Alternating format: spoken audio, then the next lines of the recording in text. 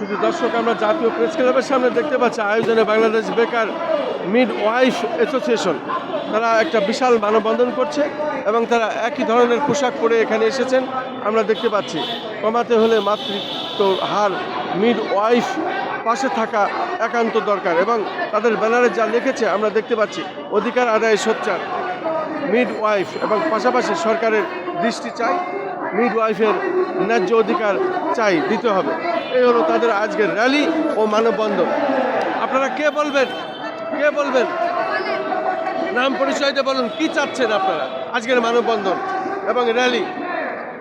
আমার নাম আক্তার, আমি একজন রেজিস্টার্ড মিডওয়াইফ। আমাদের আজকে এখানে মানববন্ধনের একটাই চাওয়া, আমাদের চাওয়া হচ্ছে সরকারি এবং বেসরকারিভাবে স্বাস্থ্যসেবা দেওয়ার ক্ষেত্রে মিডওয়াইফদেরকে সমানভাবে এবং সঠিকভাবে মূল্যায়ন এবং স্বীকৃতি দিতে হবে।